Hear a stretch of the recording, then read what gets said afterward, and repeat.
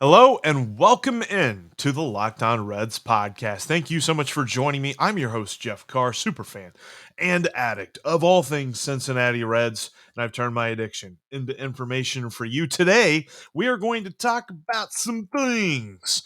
Is Luis Castillo available for trade, and who else may be leaving?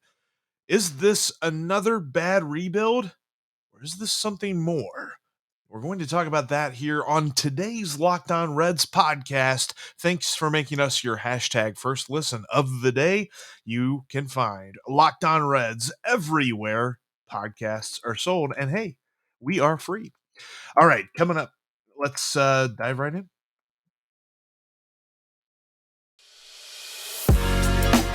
You are Locked On Reds, your daily Cincinnati Reds podcast, part of the Locked On Podcast Network, your team every day. Totally think I forgot to change the Locked On Bengals background to Locked On Reds. So yes, this is Locked On Reds. Thanks for joining us today. The big news that came out just as I was really preparing today's show, Luis Castillo he might be available, but he's garnering interest from multiple teams around the league. Wanted to show you this tweet from John Morosi. It is talking about basically what's going on surrounding Luis Castillo. If you remember, last year during the last offseason, there were rumors about the Reds trying to trade Castillo, and lots of it came from different national reporters. And here's another one. John Morosi says this: trade market news, Reds right-handed pitcher Luis Castillo, who had a 2.73 ERA from June 1st onward, already is drawing interest from teams across Major League Baseball. The Reds are willing to engage in talks on the 28-year-old, who will be eligible for free agency after the 2023 season. Willing to engage in talks. This is interesting because when you're looking at this Reds team, you can see where a revamp might be valuable. Maybe he kind of change up the guard a little bit, but these have to be executed correctly. No one should be untouchable, but we have zero idea if this front office can even come through in this type of a trade. Look, we are talking about the idea of trading the guy who talent-wise is the Reds ace. With his stuff, with the pitches that he throws, he is the Reds ace. So, if you're going to trade him, this has to be the kind of deal that alters the future of this franchise, and not just the long-term future, but the current future right now, like near future. 2022 has to be significantly changed if Luis Castillo is going to be dealt. One reason that I have a huge question about this is that the more and more that I see the moves that the Reds have made ever since Dick Williams left, it really seems like Nick Krall is a mouthpiece for ownership. He is carrying out their plans. That was something that I noticed whenever the Wade Miley move happened, and we'll talk more about that later on in today's show, is that people were saying that Nick Krall didn't know what he was doing. They're saying that he's terrible, he's awful at his job. I don't believe that. Here's the problem with what Nick Krall has been doing here recently, though. It is very evident that there are meetings that are being had in boardrooms at Great American Ballpark that involve ownership group members like Bob and Phil Castellini, and you've got Nick Krall sitting in there, and I almost envision like they're sitting around a table and they're just like, what are we going to do to cut payroll? What are we going to do to save money? This is what we need you to do, Nick Krall. Go do it. This isn't really something where Nick Krall is coming up with a plan and running the Reds the way that he wants to. I firmly believe that Nick Krall has had a beautiful career with this franchise, working his way up through the front office and deserved the promotion. The only thing is, I think he got this promotion with a caveat that he was going to work with ownership. There have been lots of unconfirmed reports that one of the reasons Dick Williams left is that he was kind of stiff arming ownership while improving the team over here. So he's got the team, he's building it, he's making it a championship caliber, and all the while he's stiff arming ownership like, trust me, let me do my thing. And he got tired of doing that. Nick Krall's not doing that. Nick Krall is following the plan of ownership, and ownership wants to cut payroll, and that's what's happening. So, with these rumors about Luis Castillo, one thing has to be clear. You have to improve the current standing of this franchise. You have to improve the near future of this franchise. This cannot be a deal just to save money. His arbitration this year, according to Spot Track, has him around 8 million, maybe 9 million, depending on how the meetings go and how the settlement goes and things like that between the team and the player. But he is going to be making just a shade under Wade Miley money. So they probably will look at some options here, but this has to be franchise. This has to alter the franchise's course. No pressure. Also, another guy who could be dealt, and there's not been any tweets that have named him, but based on Wade Miley, based on Tucker Barnhart, and based on contracts that the Reds actually could move based on the performance of the player, Sonny Gray could also be on that block, the trading block for the Cincinnati Reds. It'll be interesting to see what they do with him, because this is how we will judge this front office. To say that what the front office has done right now is worthy of judgment is foolish. I understand that. And what I want you to understand when it comes to Nick Krall is it's not as if he came in to Dick Williams' seat and said, I'm just going to tear everything down. That's my plan. That's why I got this chair. The reason that he got this chair is because he was going to go along with ownership and cut payroll. And that is what the Reds have done ever since Dick Williams left. And it is very evident to me, and it should be evident to you, that we as Reds fans should be eternally grateful for everything that Dick Williams did during his short tenure as president of baseball operations for the Cincinnati Reds, because he was awesome. He was aggressive. He built a team that could win. And they are now, for lack of a better word, tearing it down. They're saying it's not a rebuild. What is it? Hopefully, we will know soon. The next move will be the most telling move that the Reds make. I firmly believe that, because everything that they've done so far has been very disappointing. All right, coming up here in just a minute, I want to talk about Castellanos. They offered him a qualifying offer. I'm going to tell you what that means. Before we talk about that, though, I want to tell you about DirectTV Stream. It's the best way to bring all of your entertainment options under one television screen and bring your television into the 21st century. Look, among the different streaming options that you have, you probably have 3 or 4, maybe even 5 or 6 different profiles on different streaming services. Consolidate that. Bring it all under one TV screen with DirectTV Stream. Go to directtv.com right now and learn about DirectTV Stream. You can get all of your favorite live television shows. You've got great on-demand options as well, whether you're talking about sitcoms, dramas, if you love reality TV, like I love Survivor, different things like that, live sports as well, movies, they're all in one television screen under DirectTV Stream. Bring your television into the 21st century today at directtv.com. Compatible devices required, and DirectTV Stream contents vary by package. That's directtv.com. All right. With this weird offseason so far of subtraction where we've seen players leave, we wonder who's coming back, if anybody's coming back, who is going to be signed. Because let's look at it this way. And the more my initial reaction to the Wade Miley thing was very, very negative. And I'm going to expound on that here in just a minute when we talk about Wade Miley. But there were a lot of people that took the Wade Miley news and then ascribed all right, step 1 is Wade Miley getting waived. Step 2 is the Reds don't offer a qualifying offer to Nick Castellanos. That proved to be false. The Reds actually extended the qualifying offer to Nick Castellanos over the weekend, which is a shade over $18 million for next year, should he accept that. I fully believe that he won't. I think that there's a tiny 0.00001% chance that he picks it up. Don't think he does. Thinks he's going to decline it and become a free agent. Because And actually, we'll get into that in a minute. What happens is if he declines that qualifying offer and then through free agency goes to another team, if he signs a deal that is worth $50 million or more, and that's total, that's not $50 million a year, that's $50 million total, then the Reds get a compensatory pick after the first round.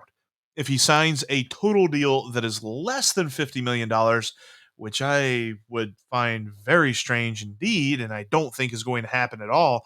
But if for some reason he does, the Reds will get a compensatory pick at the end of the second round.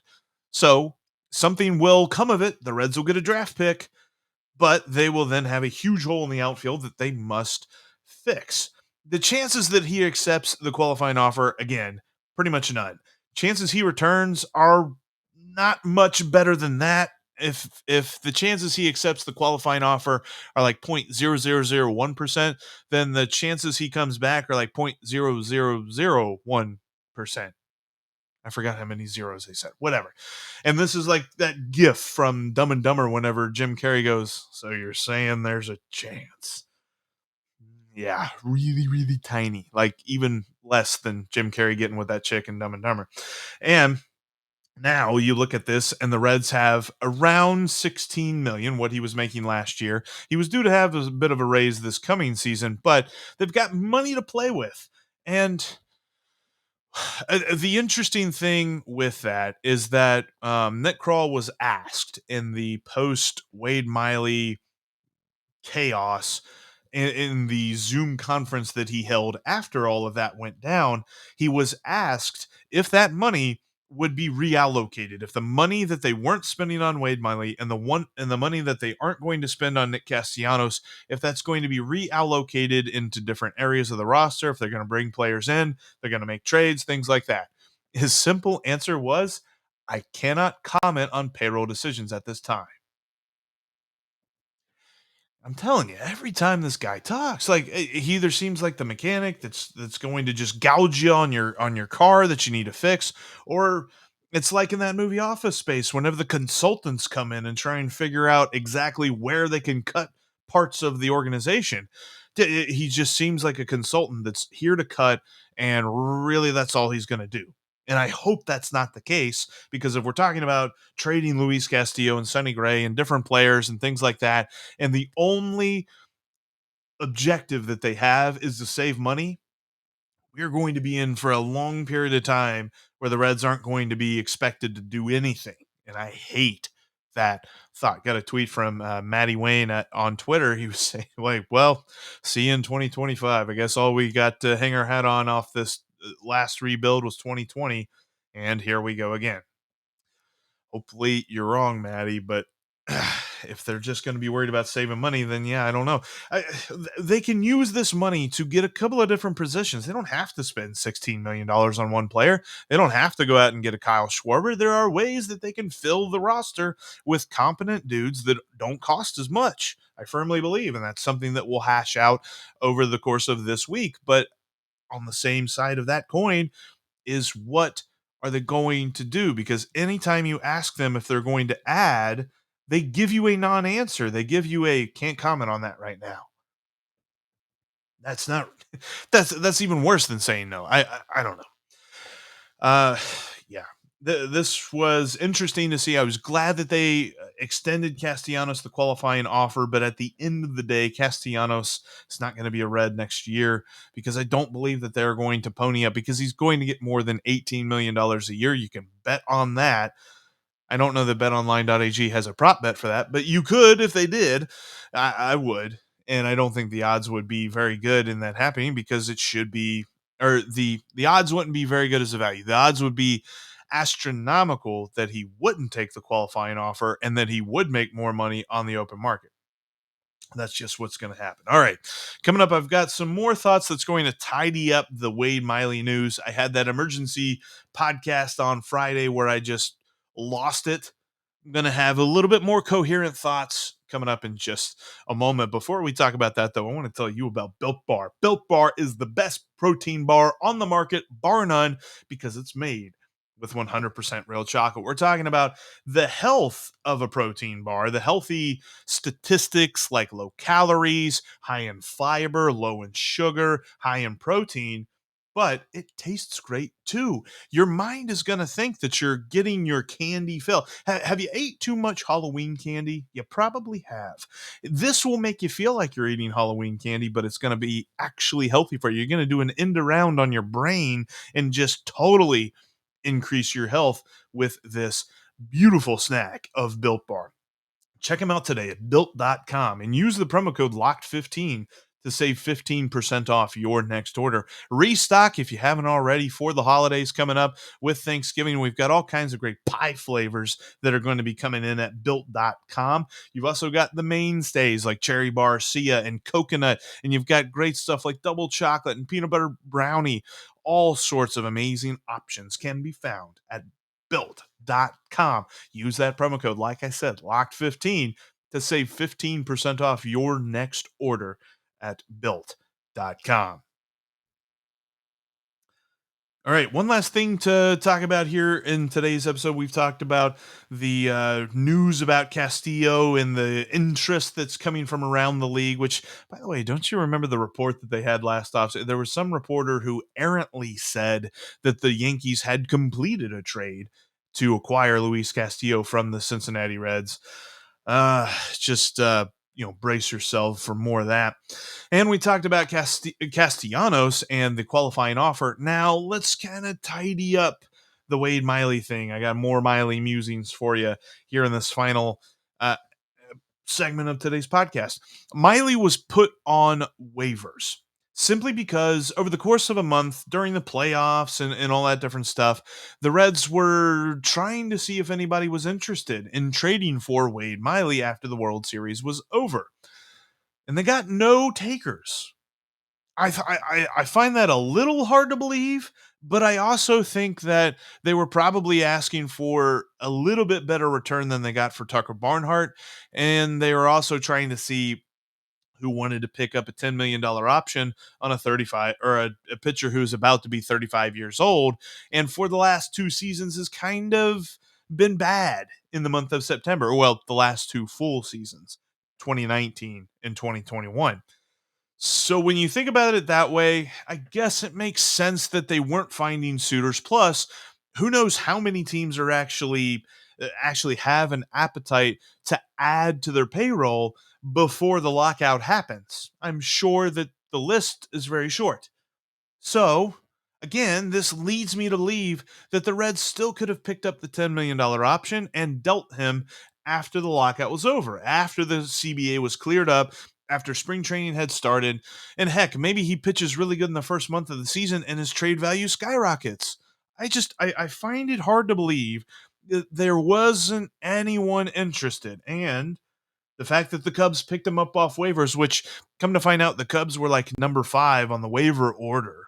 So it got past Wade Miley got past 4 teams before somebody actually put a claim in for him after the Reds put him on waivers. It surprised Nick Kroll that the Cubs wanted to do that because, according to Nick Kroll, the Cubs were reached out to about possibly trading for Wade Miley, and they weren't interested. I think there's a reason for that. The way that you look at this is other teams were waiting the Reds out because they know the Reds are trying to shed payroll. That makes me very concerned about the rumors surrounding Luis Castillo and the thought that Sonny Gray could be available and different players who were making comparable salaries like Jesse Winker and things like that, Tyler Malley, who through arbitration, their salaries will approach $6 million, something like that. And if the Reds are honestly trying to just save money, then other teams are not going to be interested in really discussing significant deals. And that has me concerned about what the fallout is of the Wade Miley move. And the nice thing was, Nick Kroll did confirm in his Zoom conference with the local media that he did have conversations with Wade Miley and Tucker Barnhart well before the news befell them that they were leaving the organization. So at least there's that. I appreciate Nick Kroll for clearing that up. There was also some other news on the same day that they got rid of Wade Miley. Justin Wilson actually accepted his player option. He picked it up for next year. He'll make a little bit over $2 million. It's like $2.5 million next season. Now, there was language in Justin Wilson's contract that stipulated if he picked up his player option for 2022, a team option would then be created for an undisclosed amount of salary for 2023, which the Reds and Justin Wilson came to an agreement that if he was going to pick up his player option, the Reds would summarily decline the 2023 option. So Justin Wilson is a Red this season. He will not be at the end of this season. This is his contract year, essentially, because of all of that weird contract language stuff. What this all means for the future and for this offseason is concerning, but I will say this. Despite my initial conniption, I think is the right word I want to use, that I had surrounding the Wade Miley news, you can squint and see a silver lining, if for only this reason. Nick Krall said that they have young pitching in AAA, Hunter Green and Nick Lodolo, who will compete, and he did name them eventually in this press conference. He said that Hunter Green and Nick Lodolo will come into spring training with the express objective to compete for a starting rotation spot. That's good news. Now, whether or not they follow up on that, whether or not it's a legitimate shot to make the starting rotation, that is only something time will be able to tell us. Only something that actual spring training results will lead us to understand. If they're only here for a week or two and then they're sent down to minor league camp and spring training, then we're right back to square one as to how annoying this Wade Miley news is. But if this is something that opens up the possibility of both those guys being in the rotation, how about a rotation of Luis Castillo if he's not traded, Sonny Gray if he's not traded, Tyler Mahle, Hunter Green, and Nick Lodolo, in whatever order that those guys end up being in. That sounds pretty amazing. And Nick Lodolo slots right back into that left-handed starter spot that they now no longer have since Wade Miley is a Chicago Cub. That's at least a little bit intriguing and makes me not as angry. So we'll see if that happens. We'll see how legitimate a shot they get. But that is the positive that I wanted to leave you with. That although the news about Wade Miley getting waived and going to a division rival and how terrible that seems and how obvious a message it sends to the rest of the league that the Reds are just trying to shed payroll and don't really actually have a legitimate trade discussion with them because eventually they'll just waive that guy. At the end of the day, it could mean that Hunter Green and Nick Lodolo are here on opening day. And that is pretty exciting. All right, that's how we're going to end today's podcast. Thank you so much for listening to Locked On Reds and watching right here on the YouTube channel. If you haven't already, make sure that you're subscribed and make sure that you're following the podcast on your favorite app. That way you don't miss anything that I've got for you as the off-season rolls along. It's going to be an off-season of transition. The front office has pretty much assured us of that. So make sure you keep it right here and keep making us your hashtag first listen of the day. Now, go check out the Locked On MLB podcast as Sully has you covered with plenty of baseball present and past and some about the possibilities of baseball future. Coming up tomorrow, why making trades right now might not be such a good idea. We'll talk about that and more. It might be the off season, but we are Locked On Reds every single day.